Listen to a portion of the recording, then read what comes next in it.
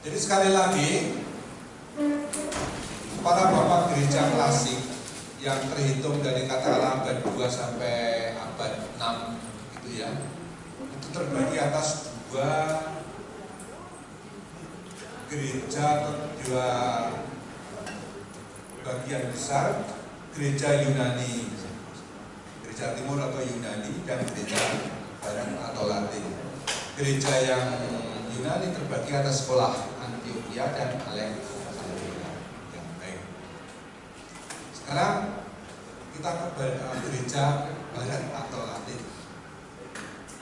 Nah, salah satu hal penting yang mau saya garis bawah itu ini karena efeknya sampai hari ini masih muncul di KHK kitab hukum kanoni. Kalau ahli hukum hanya mengatakan pokoknya perubahannya terjadi saat imam sudah imam mengucapkan kata-kata Kristus, terimalah dan makanlah, terimalah dan minumlah. Oke ya? Itu aslinya dari gereja Barat, mulai dari Ambrosius dan Agustinus, dasarnya. Dan kesatuan gereja ini terutama Agustinus. Berbeda dari tradisi Yunani yang lebih mistagogis, simbolis, banyak simbol.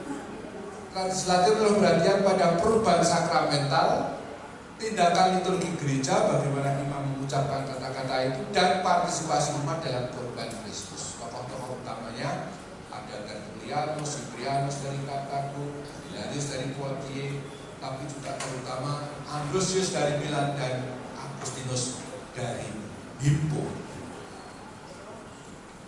Ya. Sekarang langsung ke Santo Ambrosius.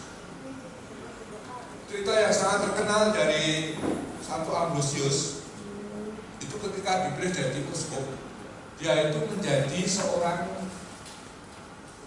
wali kota Milan.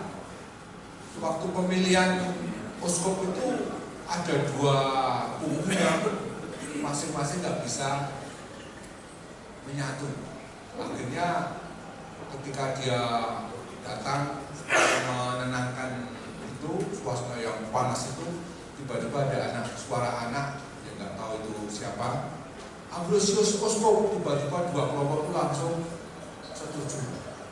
Maka dia yang saya lupa tadinya dia kafir atau enggak ya, pokoknya terus dibaptis, kemudian sakramen Krisma, pokoknya dikebut berapa hari langsung dia jadi uskup gitu. Hari ini kan nggak mungkin ya, jadi dia kan bisa diakon, terus imam, terus uskup, ketiga ritus sudah berbeda tapi di berurutan. Nah, itu yang berkesan untuk Agustinus. Tapi ternyata begitu dia terpilih jadi uskup, dia kemudian belajar mati-matian tentang kitab suci, terutama dari modelnya dari zamannya Origenes. Nah, saya tulis di halaman 373.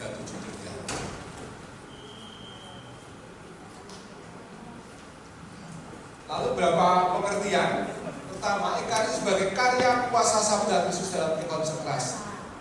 Ekaris terjadi oleh kuasa sabda Kristus dalam konsekrasi. Sebelum dikonsekrasi itu, roti, sesudah sabda Kristus diucapkan, tubuh Kristus. Ini kutipan ini. Sebelum dikonsekrasi roti biasa, sesudah diucapkan konsekrasi kata-kata Tuhan Yesus, jadilah tubuh Tuhan. Maka di halaman 375 itu saya tulis, apakah yang harus kita katakan tentang konsekrasi ilahi dengan mana justru kata-kata Tuhan dan Juru Selamat sendiri yang bekerja. Sebab sakramen yang kamu terima menjadi apa adanya oleh sabda Kristus. Jika sabda Elia mempunyai kuasa untuk menurunkan api dari langit, tidakkah sabda Kristus mempunyai kuasa untuk mengubah kodrat unsur-unsur itu? Kau baca tentang penciptaan seluruh dunia. Allah berfirman dan semuanya menjadi, yang memerintah dan semuanya diciptakan. Tidakkah sabda Kristus yang adalah Tuhan, yang mampu menjadikan apa yang ada dari yang tidak ada, juga mampu mengubah apa yang sudah ada menjadi sesuatu yang sebelumnya tidak ada? Sebab tidaklah kecil lebih kecil memikul dan baru pada suatu dengan pada mengubahnya. Jadi intinya seperti sebagaimana Allah saja mampu dengan sabdanya bisa mengubah dari yang tidak ada menjadi ada penciptaan. Ingat ya? Kristus sendiri membuat air berkaitan dengan menjadi anggur. Kalau romo-romo yang suka minum minuman alkohol mengubah alkohol menjadi mabuk gitu. Ini nggak ada hubungannya. Dengan mengacu pada daya kuasa sabda itulah, maka ketika sabda Kristus inilah tubuhku, itu pun bisa terjadi pada roti yang menjadi tubuh. Bukan karena kehebatan romonya, tapi karena sabda Kristus yang hadir atau dihadirkan. Itu gagasan sederhana dari Santo Ambrosius. Sabda itu bersifat performatif, yaitu apa yang diucapkan sungguh terjadi, seperti sabda penciptaan Allah. 2. Ekaristi sebagai perubahan sakramental roti dan anggur menjadi tubuh dan darah Kristus. Sesudah konsekrasi, apa yang dilihat mata, indra, tetaplah roti dan anggur, tapi dalam kacamata iman sungguh tubuh dan darah Kristus. Di sini belum dijelaskan bagaimana perubahan itu sendiri terjadi. Bagaimana yang berubah belum dibahas oleh Ambrosius dan Agustinus. Nanti skolastik yang kami bahas. Di sini hanya dikatakan, tegaskan bahwa dengan kata-kata Tuhan yang diucapkan imam itu berubah. Tubuh, roti anggur menjadi tubuh dan darah. Apanya yang berubah? Hanya dikatakan seperti ini. Apa yang dilihat nanti dalam bahasa skolastik adalah accidents-nya, penampakan. Dan dalam kacamata iman sungguh berubah. Dan darah Kristus nanti dalam kacamata skolastik itu substansialnya atau esensinya. Berubah ya saya ngomong ini ya. Kalau belum, apa-apa, harus belum. Karena belum saya jelaskan. Nanti di skolastik baru saya jelaskan. Ini harusnya nomor 2, saya nomor 3. Ekaristi sebagai kehadiran nyata tubuh dan darah Kristus realis presensia sudah dapat ditegaskan. Jadi ini yang mengulangi tadi apa yang tadi sudah dikatakan berkali-kali. Itu 3, 4. Ekaristi sebagai korban Kristus yang dihadirkan dalam perayaan gereja. Bahwa Ekaristi adalah sungguh-sungguh korban Kristus yang dihadirkan dalam perayaan gereja. Jelas. Yang ketiga, ini kalau Ignatius dari Antioquia itu yang tadi dimakan binatang buas martiranya. Kalau Santo Ambrosius mengatakan Ekaristi itu sebagai obat penyembuhan bagi umat beriman. Saya kutipkan. Karena itu setiap kali kamu menerimanya, apa yang dikatakan Rasul kepadamu, setiap kali kita menerimanya kita berdoa Bapa Tuhan. 1 Korintus 11 ayat 25-26. Jika kita memberitakan bahwasanya kita memberitakan juga pengampunan dosa. Jika setiap kali darah itu dicurahkan, ia dicurahkan untuk pengampunan dosa. Padahal Ekaristi itu adalah anggur yang telah berubah menjadi darah Kristus. Nah, ketika darah Kristus dihadirkan di atas altar, maka aku harus selalu menerimanya supaya dosa-dosaku selalu diampuni. Aku yang selalu berdosa harus selalu mempunyai obat penyembuhan, namanya Ekaristi. Ekaristi itu juga sungguh-sungguh memberikan pengampunan dosa. Nah, kalau gitu nggak perlu lagi orang sakramen, obat perlu untuk dosa-dosa yang lebih dosa-dosa yang berat, dosa-dosa yang melukai gereja, itu harus ada sakramen.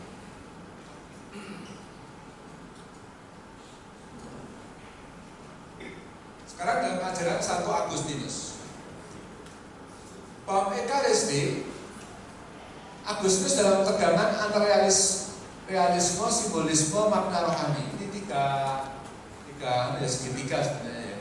Realisme itu sungguh-sungguh real, simbolisme itu simbol.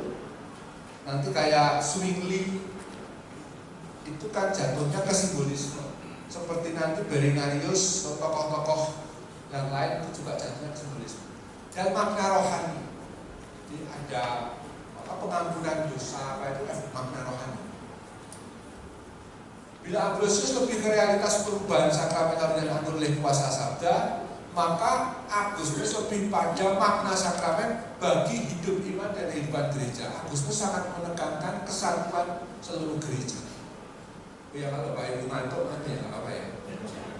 Seperti kemarin saya umumkan, kalau ada yang ngantuk itu efek dari makan, kita dapat mengerti. Berapa minum kopi ya supaya nggak ngantuk.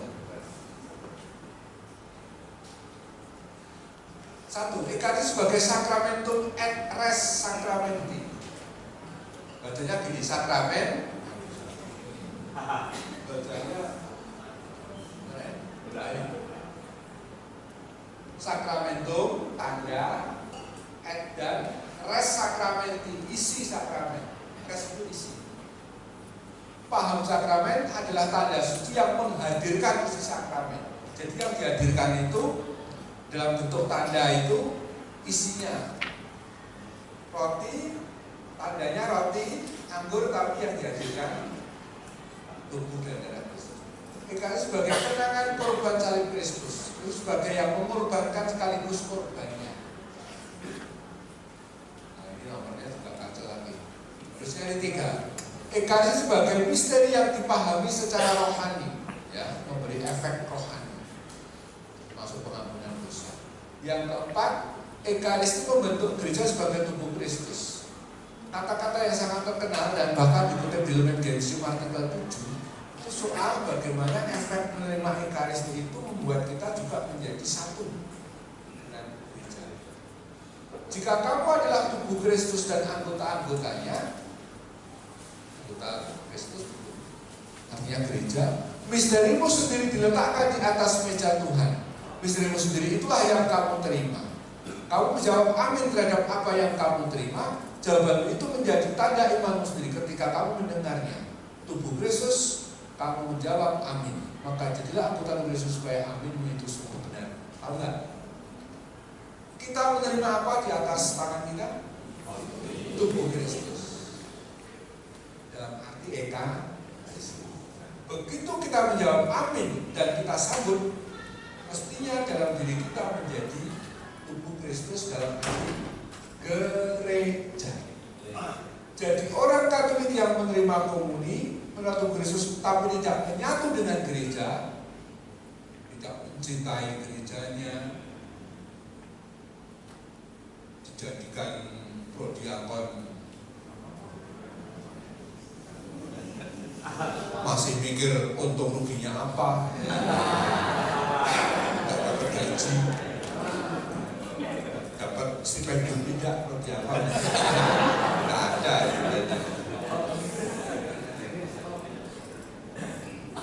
Jadi semua yang kita terima itu mestinya mewujudkan apa yang atau kita wujudkan dalam hidup. Kita menjadi seperti apa yang kamu terima. Kita menjadi gereja tubuh Kristus karena kita menerima tubuh Kristus. Permainan kata, satu menunjuk Ekaristi, satu menunjuk ke gereja. Itu poinnya di sini. Yang terakhir, Ekaristi sebagai kesatuan gereja, lihat halaman 394.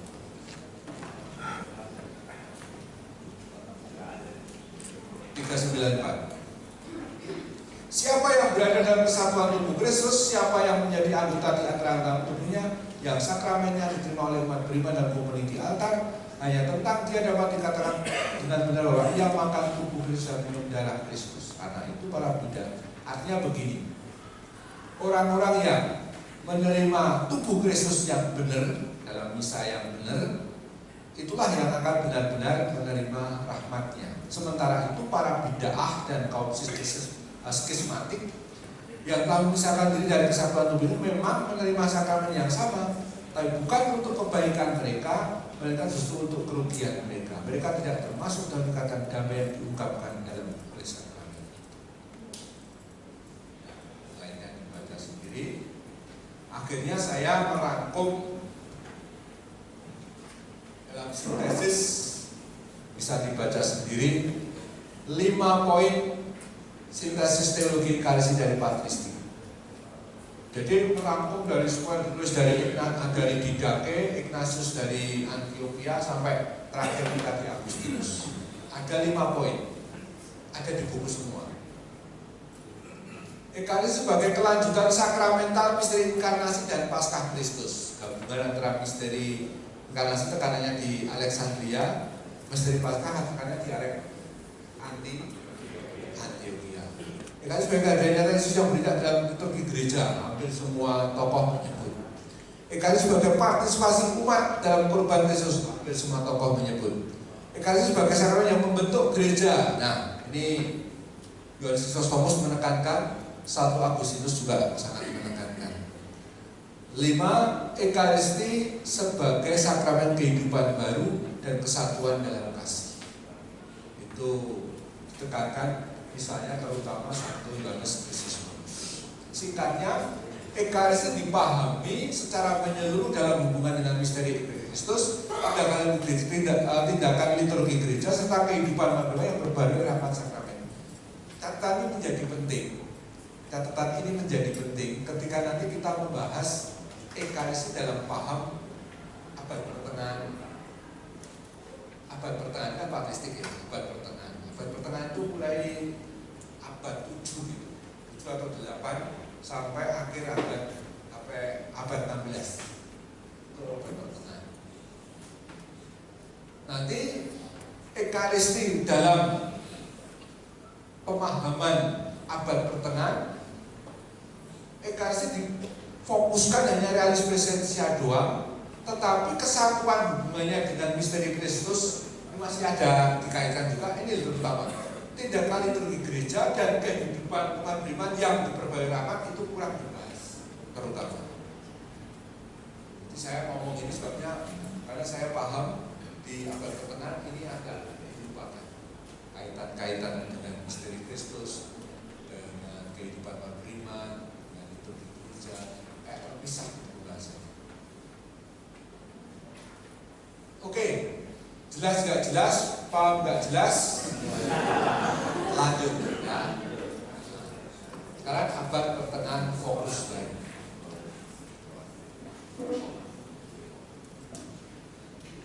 Ya bayangkan ya, Ekaristi itu tempat kami kan 3 SKS 1 semester.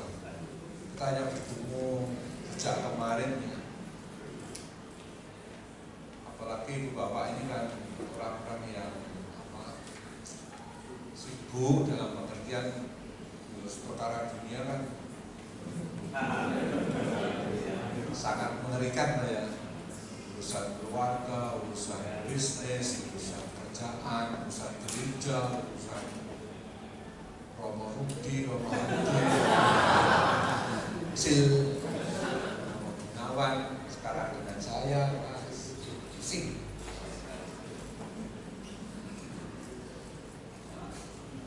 Para frater itu yang tugasnya cuma belajar aja, sepertinya mendengarkan, tapi ternyata saya itu beberapa kali itu gini, saya tuh kalau mengajar sepertinya baik, saya kalau mengajar, saya bilang mahasiswa, saya tuh kalau mengajar kan bagus loh. Ada yang bilang tidak ada, ayo tunjuk jari. Gak ada yang tunjuk jari, takut juga ya. Kalian boleh tanya apa saja, mumpung saya di sini. Tapi nek pas ujian enggak bisa. Akhirnya saya ngobrol dengan Romo serumah di Duren Pekulo itu. Kenapa ya pasangan sekarang itu susah menekan? Mungkin mereka tidak fokus, mungkin main handphone. Nah, selama ini saya itu membiarkan mereka pegang handphone dan laptop. Padahal kalau laptop, saya pas ngajar gini, ya buka laptop sana ya, oke, kan saya nggak lihat. Itu kan bisa buka yang lain. Iya kan? Bisa baca tes-tes lain, atau tapi nggak mendengarkan saya. Begitu saya menemukan pencerahan ini, begitu masuk saya bilang, mulai sekarang laptop tutup semua. Handphone masukkan koper, tas. Sekarang kalian harus pegang kertas sama poin-poin saja. Udah, itu. Tidak kalau sampai dunia ini runtuh atau kita tiba-tiba di nuklir kalau Iran atau perang enggak kan. Kemudian 1 jam saya ngomong, kemudian nyadar, saya tanya, sebentar, saya tanya, gimana sekarang? Bagus orang malah, kamu jadi lebih paham. Nah, ketika saya suruh mereka tanya, banyak yang tanya. Nah, kerasa bedanya. Gitu loh. Jadi kalau nggak banyak tanya itu kadang-kadang nggak fokus kan, itu mahasiswa saya seperti itu. Poinnya di sana. Nah, kembali ke abad pertengahan. Bagaimana sesungguhnya dan ini pertanyaan pokoknya ini, bagaimana sesungguhnya dalam mekanisme itu beragam besar pada 3 hal. Realisme esensia, kehadiran nyata Kristus. B. Perubahan roti dan anggur, bagaimana perubahannya. Nah, terutama ini loh. Tadi kan saya bilang kalau pada patristik lebih ini benar-benar tubuh Kristus. Nek piye anggone prosesnya berubah itu piye toh? Aku nggak tahu. Diberi pada ini. Tidak lali.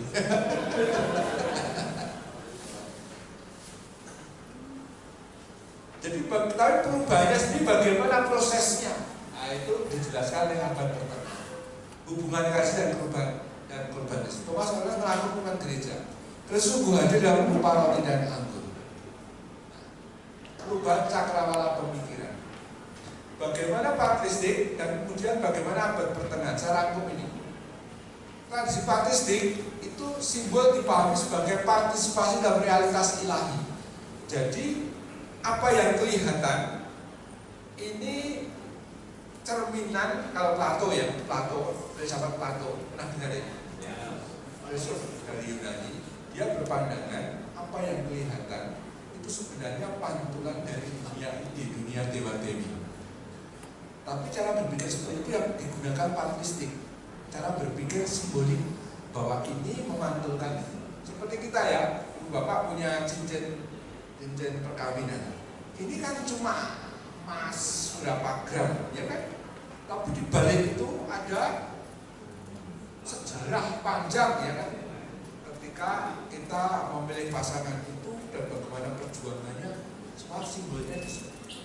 Jadi simbol itu nggak pernah berpisah atau nggak pernah boleh dipisahkan dengan apa yang di. Nah, itu cara berpikir simbolik namanya. Sedangkan tradisi Jerman Franka ini yang membuat kacaunya abad pertengahan. Simbol dipahami hanya sebagai tanda eksternal terpisah dari isi. Orang berpikir begini, atau sungguh-sungguh ada, atau tidak ada, atau sungguh-sungguh realisme, atau sekedar simbol. Bukan simbolisme dalam realisme, atau realisme dalam simbolisme. Akibatnya muncul pertanyaan baru. Kristus itu hadir sungguh nyata atau hanya simbolik saja? Itu poinnya. Pergeseran itu melahirkan kontroversi abad ke-9 dan 11 yang bertumbuh pada persoalan bagaimana menyatukan realisme dan simbolisme dalam pemahaman akan Ekaristi. Ini kontroversi gereja abad pertama, abad ke-9. Ada 2 tokoh sama-sama rahib, namanya Paschasius Radbertus dan Ratranus. Paschasius Radbertus intinya ini, bahwa sesudah konsekrasi itu benar-benar tubuh Kristus. Tapi kesalahan dia apa? Kesalahan dia dengan mengatakan bahwa yang hadir di atas altar itu benar-benar in veritate atau in veritas di atas. Artinya dia mengatakan hosti suci yang ada di atas altar itu sama persis dengan Yesus ketika lahir dari Bunda Maria, mengajar 3 tahun di Palestina, wafat dan bangkit. Kesalahan dia apa? Seolah-olah tubuh Kristus yang kita sebut itu sama dengan ada mengandung dagingnya, darahnya Kristus ketika masih hidup sebagai manusia. Karena mau menekankan itu sungguh-sungguh Kristus. Jadi menekankan kuatnya realisme. Ya. Maka saya katakan ini identitas nyata tubuh Kristus dengan tubuh histori Kristus. Sementara Latramos itu lebih menekankan dimensi simbolik. Tapi sebenarnya dia tetap mengakui itu sungguh-sungguh tubuh Kristus, tapi dalam simbol. Maka pernah Latramos dipersalahkan, tapi kemudian direhabilitir oleh para ahli bahwa sebenarnya se-ekstrem itu enggak. Dia tetap percaya pada kehadiran Kristus. Pokoknya ini bosnya, pastor kepalanya ini Abbas, ini anggotanya. Tapi satu rumah, tapi dua orang ini sama-sama kerengan itu sekali lagi kerengan apa?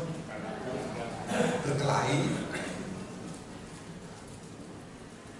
Oke, lanjut. Sayangnya gereja tidak menanggapi, maka muncul tokoh Berengarius, namanya juga Bereng ya, senang breng. Ada toh selalu di mana-mana, di paroki mana berantem. Ada orang yang paling bakatnya itu banyak apa? Bertengkar, bikin soal. Nah ini break. Menolak pemahaman yang terlalu material. Jadi dia nggak mau roti anggur itu sungguh-sungguh tubuh dan darah Kristus. Nggak mungkin. Baginya karena sifat-sifat roti dan anggur tetap tampak tidak berubah. Kalau itu benar-benar tubuh Kristus, mestinya kan rotinya berubah warna. Entah ada jenggotnya, ada itu harus ya misalnya. Maka substansi roti dan anggur juga tidak berubah setelah konsekrasi. Apa yang ditangkap indera termasuk substansi. Dan Yesus dipahami secara simbolik spiritual. Memang Kristus hadir tapi hanya simbolik spiritual dalam batin saja.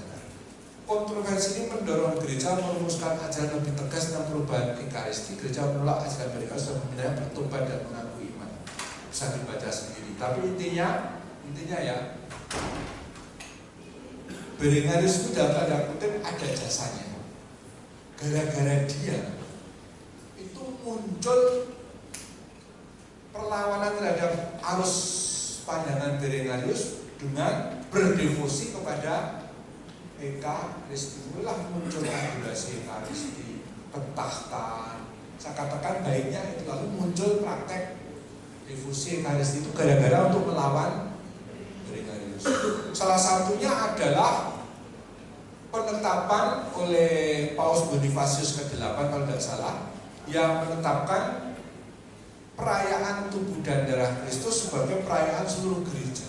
Devosi pengakuan roti dan anggur dijadikan hari raya tubuh dan darah Kristus pada tahun 1300-an sekitar itu. Ya, ini saya lewat. Sekarang teologi Ekaristi dalam ajaran skolastik. Beda dengan patristik, skolastik dipengaruhi oleh filsafat Aristoteles. Aristoteles itu kekasannya apa? Menaruh perhatian pada struktur konkret kenyataan. Apa hakikat sesuatu? Ibu bapak tahu nggak apa artinya hakikat? Esensi. Dibedakan dengan kalau bahasa skolastik itu substansi. Sekarang repotnya dengan ilmu pengetahuan alam yang sekarang, substansi itu justru dalam arti materi. Wah itu presentasi itu substansinya nggak tepat, isinya nggak tepat. Padahal maksudnya justru kalau isi itu kalau skolastik justru esensinya. Sekarang justru bergeser menjadi materialnya. Padahal material dalam bahasa skolastik justru aksidens atau penampakannya yang tampak sekali. Nah, sekarang saya tanya, apa hakikat substansi meja?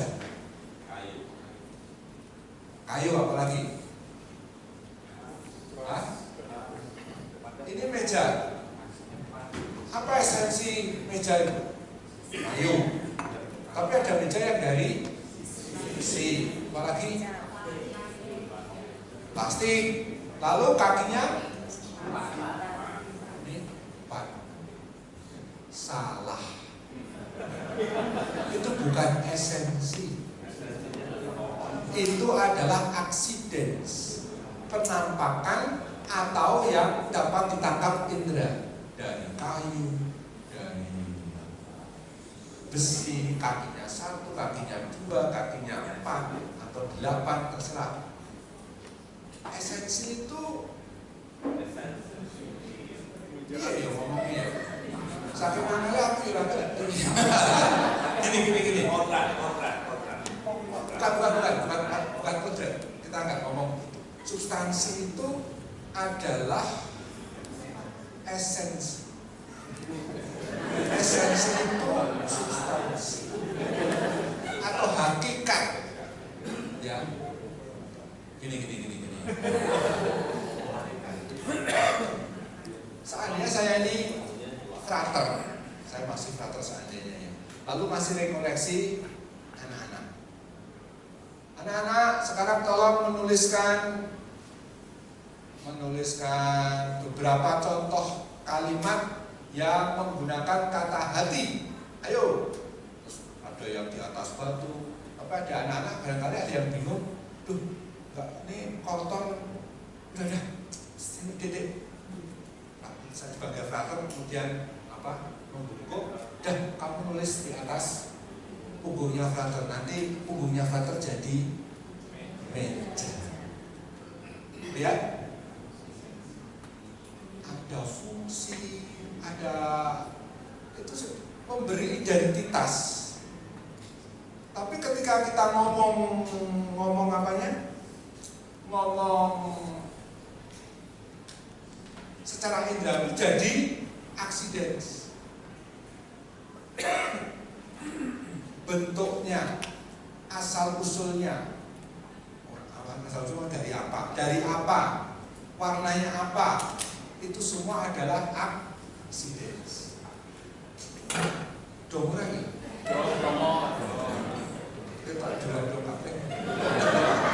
Coba nanti pelan-pelan kita masuk lagi nanti. Channel doanya loh. Selasih berpikir makna ontologis. Tahu nggak ontologis? Ontologis dari kata ontis. Ontis artinya yang ada. Jadi tidak hanya melihat soal fungsi tugas, tapi dari yang ada. Jadi lebih menyangkut sesuatu yang keberadaan. Bersama itu apa ya? Susah ya? Hah? Dapat dilihat itu aksiden.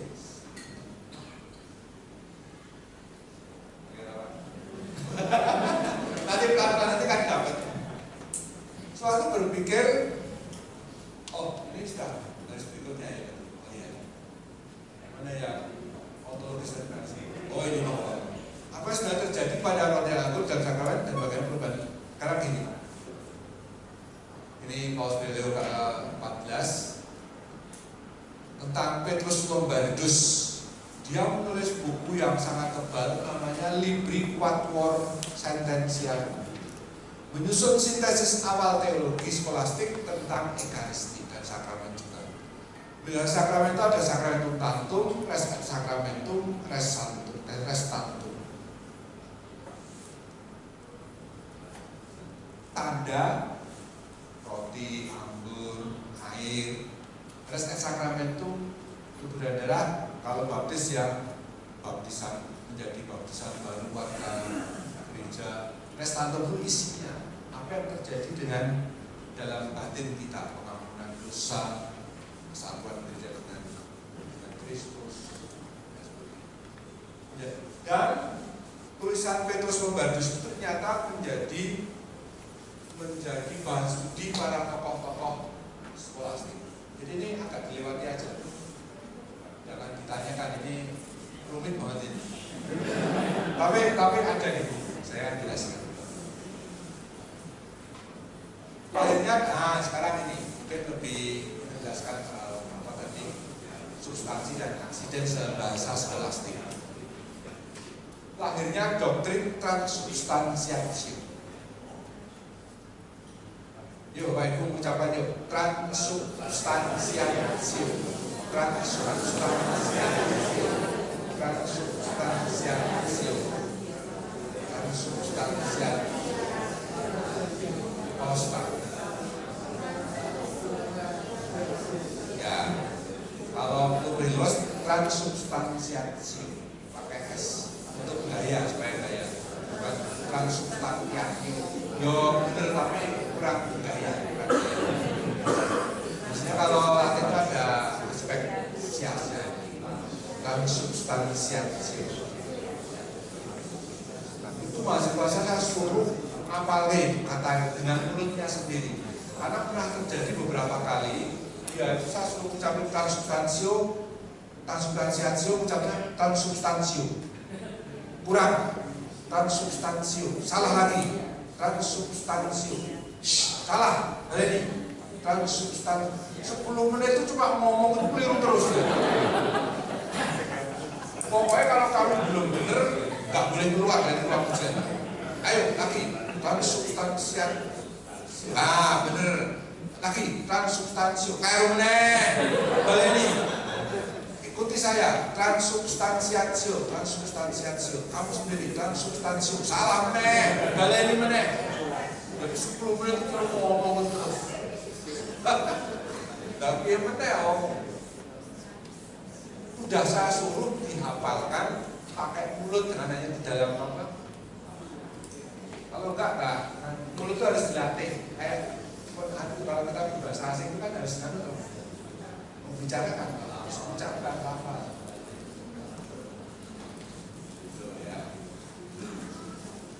Nah, skolastik menjelaskan bagaimana Kristus sungguh hadir dalam Ekaristi. Kita sudah saya ulang-ulang. Nah, ini Aristoteles itu membedakan dua hal, substansi, hakikat terdalam, tidak kelihatan, tapi menjadi identitas diri, sesuatu ini. Sementara warnanya, rasanya, bentuknya, proses membentuknya, membuatnya, pabriknya, kalau itu barangnya, semua adalah aksiden. Tapi semua pembuat tetap selalu di dalam hatinya berpikir mengenai esensi, hakikat, substansi. Sekarang roti Ekaristi. Tahu nggak? Roti itu warnanya putih, bentuknya bulat. Dalam bahasa lain bentuknya bulat. Tahu nggak mengapa roti itu warnanya apa, bentuknya bulat?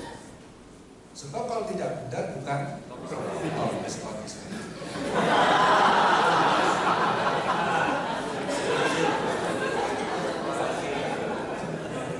Jangan terima. Jadi harus dilihat dengan mata, dicecap dengan lidah, itu warnanya rasanya kayak gandum yang hanya sekedar gandum yang tawar karena nggak ada apa-apanya. Itu aksiden. Maka orang Katolik yang serba mencari mukjizat Ekaristi, sejauh itu diakui oleh gereja, kita yang percaya. Lanciano, ya kan? Berapa itu ya? Yang terakhir kan yang dari India itu, mestinya itu ada gambar Yesusnya. Itu nggak usah dicari, bahwa itu ada gereja ngakui ini, kita ikut percaya. Tapi itu tidak menentukan iman kita. Banyak kasus mukjizat Ekaristi terjadi karena orang tidak percaya. Jadi nanti Bapak Ibu kalau sampai hampir meninggal, hampir ya, dan ditanya, kamu sempat mengalami mukjizat Ekaristi tidak? Maksudnya nggak ada apa, mestinya berubah jadi darah, enggak, lulus, langsung silahkan meninggal. Artinya dia lolos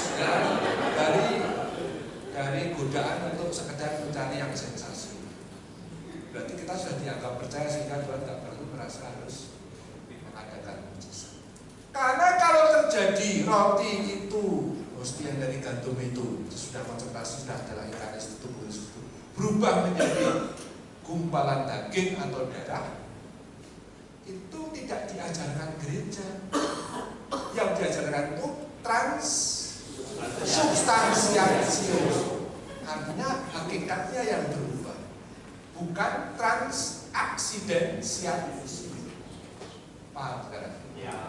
Jadi nggak usah heboh kalau ada berita mukjizat-mukjizat. Maka kalau nanti ada orang alam sudah yang heboh dengan mukjizat, mesti kayak melu bedah buku. Karena yang ikut bedah buku mesti tahu itu transaksidentialisio, yang kalau diakui gereja puji Tuhan, tapi aku tidak ditentukan oleh itu iman. Contoh lain, saya oleh dokter itu kan fatty liver. Fatty liver itu kebanyakan lemak diganti. Nah, karena dulu saya itu waktu syuting sebelum tiap hari itu minum bir itu kayak minum, wah saya menikmati banget. Padahal tradisi Jerman, apalagi Oktoberfest itu kalau minum gelasnya itu besar, ajak ngomong terus nggak tanduk lagi, lo ketemu dia gede, tapi ternyata liverku kena. Nah, ternyata itu kemudian ada efek yang bisa membahayakan kesehatan saya. Dokter nyuruh Romo yang alkohol itu stop. Dokter, tapi saya itu harus selesai dan anggur. Maka saya sekarang kalau pisah itu anggurnya cuma sedikit demi, airnya juga sedikit demi sahnya. Kalau bisa harus ada anggur, ya kan? Hukum gereja itu menentukan kalau bisa harus ada dua rupa, ada dua bahan ini. Kasus lain, tanyain ke saya dari mahasiswa. Romo, kalau ada Romo di Kalimantan lalu turne, tahu turnenya? Turu kono turu ini.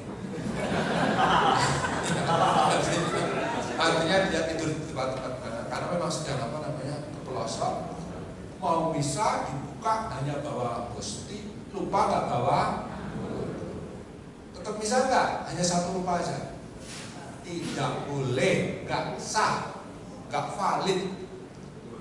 Kalau anggur kan dong, kalau sama Pak Jenggot, jenggot itu ya itu nggak bisa dipakai karena anggur yang untuk misa itu khusus. Kalau dari Bali itu dijual anggur misa itu kan sudah dapat nihil obstat, artinya diakui tidak bertentangan dengan ketentuan gereja.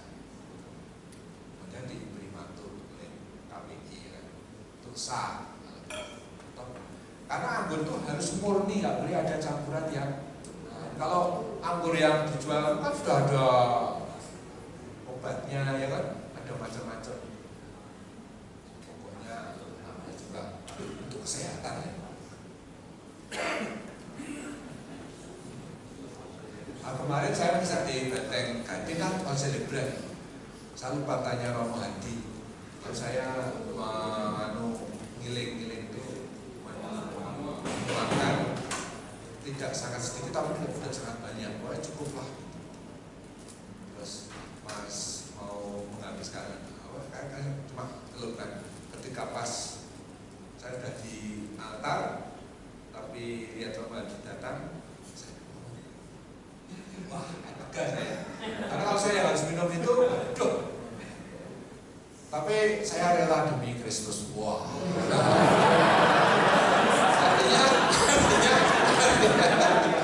artinya kalau sebagai Romo saya harus tetap minum anggur demi misa, ya bagaimana lagi saya harus menanggung itu kan darah Kristus. Nah kaitannya apa saya ceritakan, meskipun itu darah Kristus tapi kan esensinya, hakikatnya secara alamiah itu tetap anggur yang alkoholnya bisa merusak liver saya. Ya nggak apa-apa. Saya tanya ke Pak dokter, Ya enggak apa-apa Romo, yang penting Romo jangan kosongan. Maka kalau mau misa pagi itu, saya kan belum makan, saya minum madu dulu pas belum madu. Terus saya makan hosti yang separuh itu, nggak banyak cuma separuh itu, tapi lebih besar daripada umat sih. Nah, itu aku ganjel pakai menerima darah Kristus. Habis itu nanti minum air putih yang banyak supaya menetralisir. Itu aja. Toh suatu saat juga pada waktunya ketika harinya sudah datang, minum nggak minum harus banyak Yahweh. Dan konsekrasi substansi roh dan anggur berubah menjadi substansi tubuh dan darah. Jadi yang berubah itu substansinya. Itulah makna dasar transperubahan substansia. Siatio itu prosesnya. Ya toh? Unifikasi. Apalagi yang kasih. Unifikasi apalagi misalnya?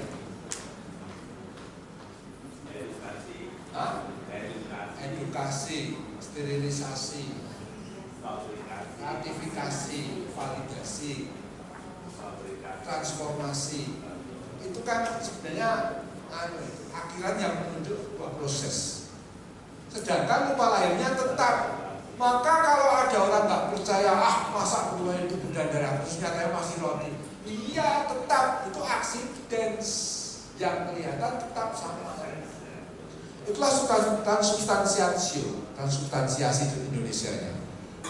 Yang pertama kali mengundangkan, memaklumkan sebagai ajaran resmi itu Konsili Lateran keempat, menegaskan bahwa tubuh dan darah Kristus sungguh hadir di bawah rupa roti dan anggur. Nah, yuk dibuka 427.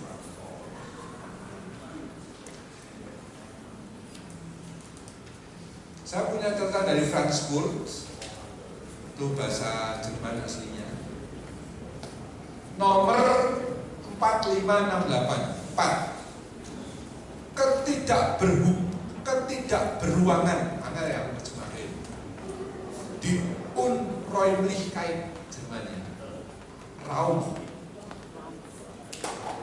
itu ruang. Räumlichkeit dan ketidakberbatasan. Die Unausgedehntheit. Unausgedehntheit. Bahasa Jerman itu Yesus tekankan, sebab substansi bersifat prinsipil dan imaterial serta hadir secara menyeluruh pada setiap bagian. Jadi setiap bagian itu ada substansi Kristusnya, ada substansinya setiap hal. Sebagaimana jiwa hadir dalam tubuh. Dari sini mengikuti bahwa Kristus tidak kelihatan dalam Ekaristi, yang tampak hanyalah accidents yang penampakannya, warnanya dan sebagainya. Tidak terpengaruhi di unbeeinflussbarkeit.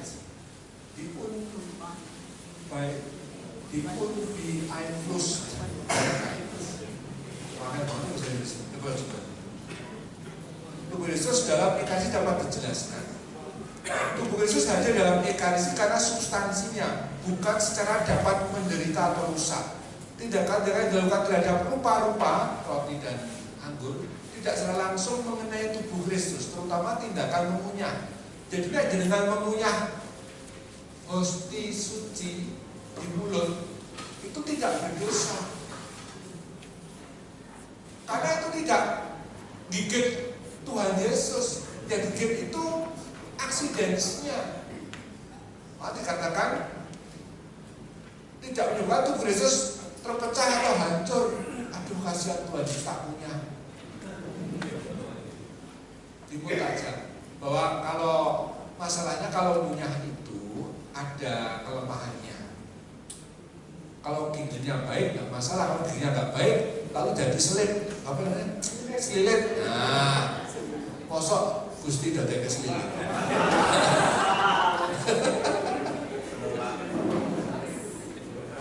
Maka kalau Romo itu ada keuntungannya. Habis itu minum air putih itu yang untuk emosi yang lain. Terus sebenarnya untuk menjelaskan gojaki itu bahasa Jawa ya, berkumur. Jadi kalau orang bilang ya nggak apa-apa, jangan disalahkan itu untuk gojaki. Kalau coba kayak promo mikrofon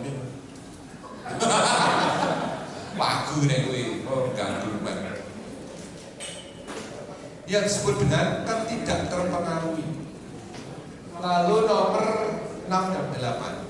Kehadiran itu secara serentak di berbagai tempat dapat diajarkan dengan model ini. Kehadiran itu bukanlah kehadiran fisik atau jasmani, korporeal, melainkan secara substansial, esensi. 8. Kelayakan penyembahan durasi dan aplikasi merupakan konsekuensi dari kehadiran Yesus yang bersifat substansial. Jadi kehadiran Kristus itu dalam secara substansial itu menunjuk kehadiran yang subesensial, bukan dalam arti eksistensial. Sekarang Thomas Aquinas yang menjadi teolog paling menonjol, paling besar katakan paling tertentu dari skolastik. Saya menulis sekian halaman khusus untuk teologi Thomas Aquinas. Dan selalu saya terjemahkan ada bahasa Latinnya di teter kaki. Kalau Bapak Ibu lihat itu ada ya. Jadi, kalau mau baca Latinnya, kalau nggak tahu ya baca yang cuma saya punya. Teologi Ekaristi Skolastik tidak percaya pada Thomas. Mengintegrasikan kitab suci Bapak Gereja, filsafat dan liturgi gereja dalam Summa Theologiae. Theologiae itu adjektifus. Thomas membahas Summa itu ringkasan teologi. Summary. Kata summary datangnya dari ini, dari Latin. Summa. Membahas hakikat Ekaristi, kehadiran Yesus, transubstansiasi, dan rahmat Ekaristi. Ekaristi dibagi dalam 3 dimensi. Dimensi komemoratifum, kenangan sengsara Kristus, komunionis, persekutuan gereja, dan prefiguratifum. Prefiguratifum dari kata figura itu artinya gambar, bahasa Latin. Tapi sekarang kalau figura menjadi itunya namanya frame-nya, aslinya gambarnya itu sudah namanya figura. Tapi sudah ya biasa bahasa kan bisa berubah. Ya tak apa-apa. Kalau kita ngomong sama tukang figura, Mas, sih bener ya Mas yo. Ini pakai bahasa Latin ya Mas. Figura itu gambarnya. Ini apa nih? Itu kan kerangka frame-nya. Ngomong-ngomong pak. Pakai bingung. Jangan kan sudah nandandaknya kok orang, nandandaknya itu minta jasa figura atau enggak? Orang soal figura itu istilah itu aslinya bahasa bingung dewe. Ekaristi menghadirkan karya Kristus bagi gereja sepanjang jalan. Pokok ajaran Thomas. Ekaristi adalah representasi penghadiran kembali sakramental korban Yesus, bukan pengulangan salib. Protestan menuduh gereja Katolik itu memahami misa itu mengulangi, seolah-olah Kristus harus turun ke bumi untuk disalibkan kembali. Jadi di alam sutra satu hari Minggu itu disalibkan berapa kali? Bisa berapa kali kita? 4. Kemarin 2, jadi 6 kali. Wah, kasihan sekali. Belum di paroki lain, belum di seluruh dunia. Bukan. Korban salibnya cuma sekali selamanya 2000 tahun yang lalu waktu Yesus disalibkan di atas Gunung Golgota. Tapi realitas ini karena realitas menjadi realitas ilahi, tindakan Allah, bisa tetap dihadirkan di atas altar yang dihadirkan esensinya, substansianya, hakikatnya. Paham ya? Sementara Gusti Yesusnya kegodres, tahu nggak kegodres? Kegodres itu berdarah-darah, kemudian dikebuki, dicambui, disalibkan, itu semua aksidensial yang kelihatan. Tapi esensinya peristiwa Tuhan Yesus disalibkan, wafat dan mati. Kalau nggak jawab, skip. Lalu ini, Kristus hadir sebagai Kristus totus, seluruh tubuh darah jiwa dan Allah. Konsep konkomitansia, konkomitantia, tapi kalau mau lurus konkomitansia. Apa itu? Lihat catatan kaki 506, halaman 506. Wah, ini melompat jauh sekali.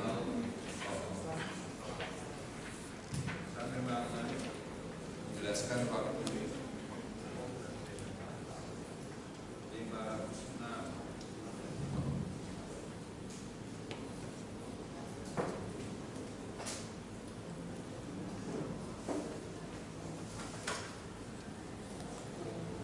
Lihat halaman 506, catatan kaki 49 bawah. Doktrin konkomitansia bahasa Latin artinya penyertaan atau kehadiran bersama, yang berasal dari teologi skolastik menyatakan bahwa karena Kristus bangkit dan hidup secara utuh, maka tubuh dan darahnya tidak pernah terpisah. Ini juga jawaban untuk Efron kemarin soal pertanyaan mengapa menerima komuni cuma tubuh Kristus, kok tidak dua rupa sekaligus? Karena dalam paham doktrin konkomitansia, entah menerima tubuh atau menerima darah Kristus sudah menghadirkan setiap rupa itu, entah rupa roti atau rupa anggur, tetap menghadirkan seluruh Kristus yang utuh. Karena maka tubuh dan darahnya tidak pernah terpisah. Karena itu di dalam setiap rupa roti, setiap rupa Ekaristi, roti dan anggur, Kristus hadir secara penuh dan utuh. Sekali lagi, kalau kita menerima hosti rangkap 5 karena mau dihabiskan, sehingga utamakannya saya pernah punya pengalaman menarik. Waktu saya sudah lama sih pesta perak dirayakan di Sulawesi, di tempat Romo Frans yang sekarang jadi Uskup Makassar, angkatan kami. Saya dapat tugas di paroki Makale itu di sebuah stasi. Tapi stasi itu ketika saya datang itu saya kaget karena siborinya itu isinya ada piala, tapi di samping piala itu ada black, tahu nggak black? Kaleng yang bekas, jadi biskuit. Kaleng biskuit pangalan sosok ongkos jalan susah karena kena sekolah gaya sekolah itu aneh mano. Nah, sehingga saya ragu-ragu ini tubuh Kristus atau bukan, tapi kok campur black kaleng. Saya buka ternyata ada banyak hosti kecil-kecil itu dalam plastik. Oh, ini mesti belum sakral, pasti belum kalau itu. Tapi kok jajan ada siborinya yang di situ dan lampunya itu lampu abadinya menyala. Duh, gimana ini saya ini? Terus aku tanya pada pengurus, ini hosti suci atau bukan? Gak tahu. Gak tahu, aku bingung saya. Terus kalau hadir yang bisa berapa yang hadir? 200-an. Nah, itu 200. Bener 200 ya. Ternyata yang datang 100-an. Jadi sisa 100. Terus saya nggak mau udah itu. Mau tak yang di tadi di tabernakel tadi. Saya kan nggak ragu-ragu gimana, nggak sifat kontak dengan nama parokinya aslinya gimana. Nah, saya ternyata hanya 100, sisa 100-an. Padahal saya nggak suka bagi-bagi lagi. Karena pertama, umat yang menerima hosti kedua itu biasanya nggak siap. Terus kayak asal menghabiskan dulu, nggak umat lagi. Kayak orang urusan segera habis itu. Jadi saya nggak tega Tuhan diperlakukan seperti itu. Lalu lebih baik saya sambut sendiri. Jadi bayangkan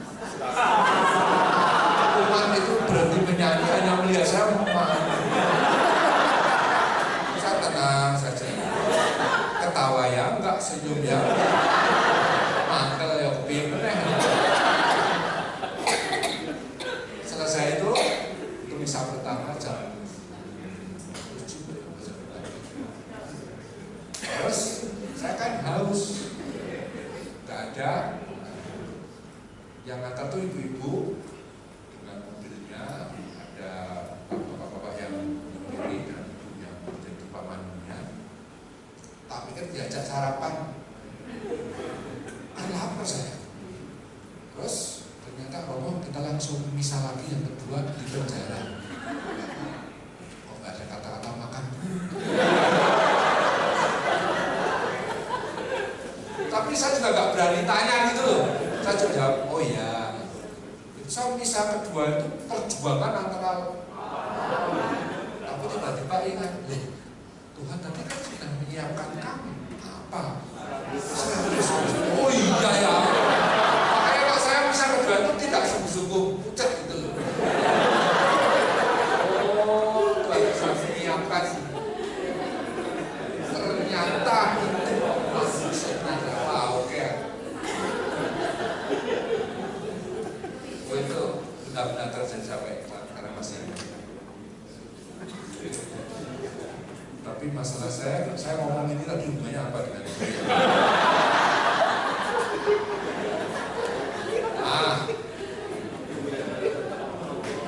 Apa ya?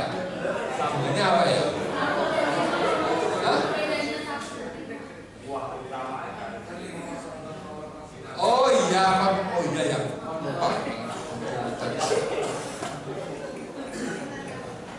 Dengan demikian menerima penghuni dalam satu rupa sama saja sudah berarti menerima seluruh Kristus. Dia nanti akan menjadi dogma Kristus totus. Ya, nanti saya akan masih masuk sana. Tapi prinsipnya transubstansiasi itu yang berubah seluruh substansi roti anggur yang nggak bisa kelihatan, nggak bisa menjadi identitas. Ada yang berubah substansinya, tapi aksidensinya tak warnanya, rupanya, bahannya dari apa dan seterusnya. Dalam transubstansiasi, transubstansiasi anggur berubah menjadi tubuh dan daging, sedangkan rupa lainnya tetap. Kehadiran Yesus bersifat sakramental, bukan fisik material biasa. Buah utama Ekaristi adalah persatuan dengan Kristus, pertumbuhan hidup rohani, penghapusan dosa ringan, kesatuan dengan sebagai tubuh Kristus. Dikasih menjadi pusat kehidupan gereja, mengenakan perebusan dan seterusnya. Oke. Nah, langsung kita masuk ke krisis teologi Ekaristi menjelang reformasi. Nah, umat yang sejak kasus Berengaria abad 11 getol dengan devosi, adorasi dan sebagainya itu kebablasan. Karena apa? Bagi mereka yang penting memandang sakramen, tapi komuni tidak perlu. Yang terjadi kemudian ini, memang di satu pihak devosi itu sangat bagus ya, adorasi, elevasi, hosti, prosesi, pokoknya semua ini buah dari perkembangan itu. Tapi umat bergeser dari Ekaristi misa sebagai misa ke hanya melulu mau melihat hosti yang disembah. Tergeserkan, umat makin jarang menerima komuni. Muncul praktek komunio per visum yang sekarang digalakkan lagi oleh para ahli liturgi, harus memandang namanya komunio per visum, komuni mata yang selama pandemi itu malah terjadi, ya kan, live streaming kan yang penting kan komuni mata. Nah, itu aslinya ini dari abad pertengahan akhir, komunio per visum. Ini bahasa Latinnya gaya aja. Tapi artinya ya komuni mata. Merasa cukup memandang hosti saat elevasi. Mereka itu menyempit fokus pada transubstansiasi dan kehadiran nyata, sebenarnya dimensi kurban keselamatan, perjamuan gereja, persekutuan umat makin kurang diperhatikan. Tahu nggak? Jadi abad pertengahan sampai nanti awal abad 20 itu Kalau gereja itu misalnya ini ya, gereja ini anti imam ya. Kalau ini altar, ini ada altar, tapi di situ sudut itu ada 3 altar kecil, 1, 2, 3, 4, 5, 6. Kalau bisa, Romo itu sendiri-sendiri. Ada yang bisa, dan jamnya dibuat tidak sama. Umatnya seperti Anda semua di sini, itu acara umat itu cuma apa? Lari-lari dari satu altar ke altar lain, menunggu saat hostnya diangkat. Dulu kan umat pengen lihat, tapi Romo kan sedang menghadap altar, menghadap tembok, sehingga harus diangkat supaya kelihatan. Jadi aslinya pengangkatan itu karena supaya bisa kelihatan itu, supaya nyun sewu tidak terhalang nyun sewu kepala atau nyun sewu lagi gundule Romo itu. Kan jalan ini, itu aslinya begitu, asal usulnya elevasi.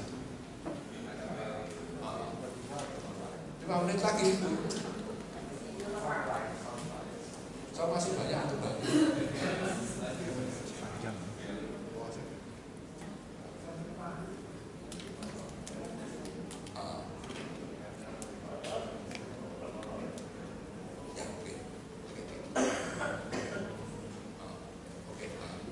Jadi masalah jam 3 kita harus selesai karena ada misa berikutnya. Jadi kalau kuliah hanya 30 tahun. Tapi Bapak anu ya, dapat ya.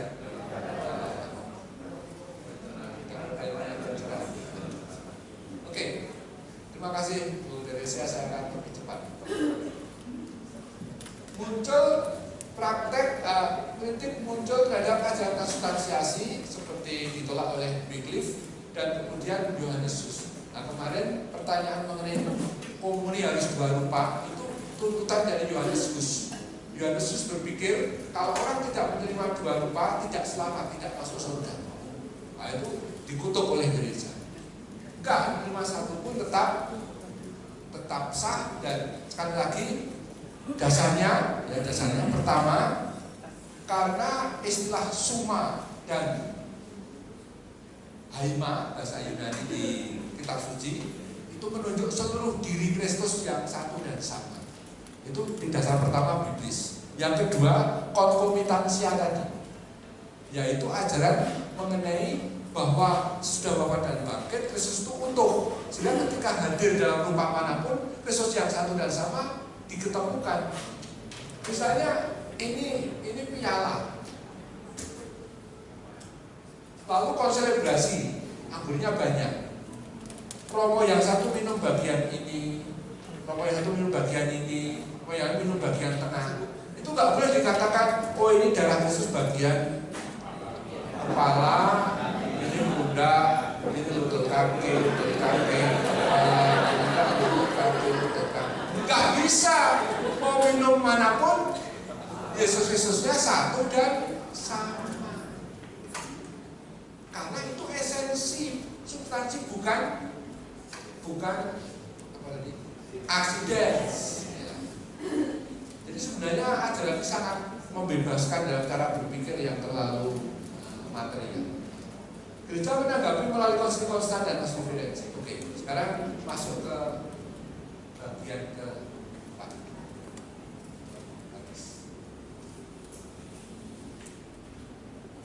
Ya sudah siap. 4 jam harus selesai ya.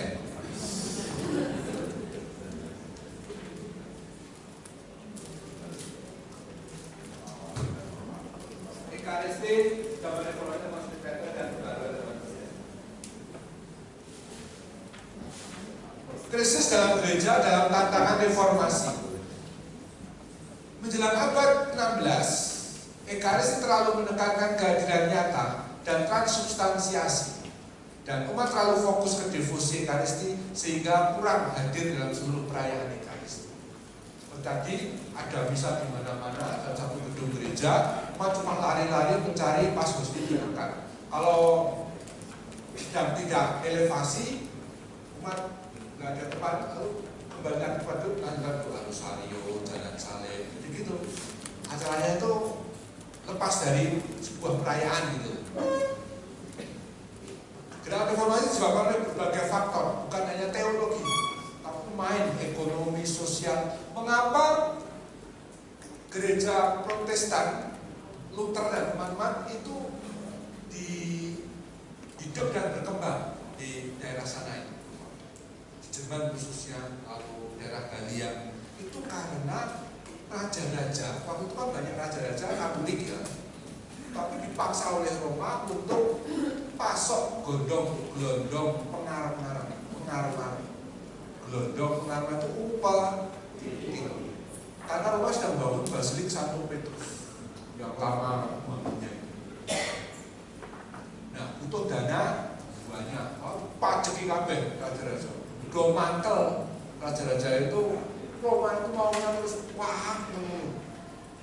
Nah, ketika ada para pemberontak teologis ini kemudian didukung, dilindungi dengan tentara para raja. Nah, bahkan ada yang menyatakan ikut Luther, pisah dari gereja Katolik. Jadi sangat alasnya politis dan ekonomis waktu itu, dan sosial. Itu ceritanya. Gerakan reformasi. Pangkatlah ajaran reformasi ajaran pembenaran justifikasi. Orang diselamatkan hanya dari rahmat dan iman saja. Sudah tahu ya, namanya ya, solas juga. Kalau Romo Tom Yakob, dosen saya itu mengajar begini. Bedanya paham sakramen Katolik dan Protestan. Protestan itu yang penting adalah Kristus yang wafat dan bangkit menyelamatkan kita, menebus kita, mengampuni dosa kita. Kita diampuni dosanya kalau kita beriman kepada Kristus. Dengan kita mengimani Kristus, kita diampuni dosanya. Tapi kita sendiri tetap berdosa. Maka ada istilah Justus et peccator. Justus itu dibenarkan, benar. Justus, I-U-S-T-U-S, Justus et peccator. Jadinya dua, peccator, dosa. Dibenarkan sekaligus dibenarkan yang diampuni Tuhan benar, tapi tetap dosa. Jadi kalau pakai warna, kalau itu katakanlah benda, kalau boleh ya, itu kalau Protestan itu, kalau itu pakaian itu ya, itu tetap hitam gitu. Tapi Allah mengubah cara pandang berkat Kristus. Jadi kacamata Kristusnya itu yang seluruhnya menyelamatkan pahala Kristus itu membuat Allah kalau melihat baju itu warnanya putih karena dia pakai kacamata Kristus putih. Tapi sebenarnya pakainya tetap. Katolik itu bedanya begini. Berkat Kristus Allah tidak hanya melihat, tapi Kristus ini rahmatnya mengubah sehingga pakaian yang hitam tadi berubah benar-benar menjadi putih, putih memplak, putih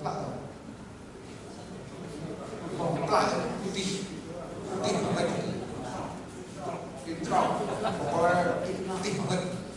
Jadi ada perubahan pada diri orang beriman itu pada Katolik.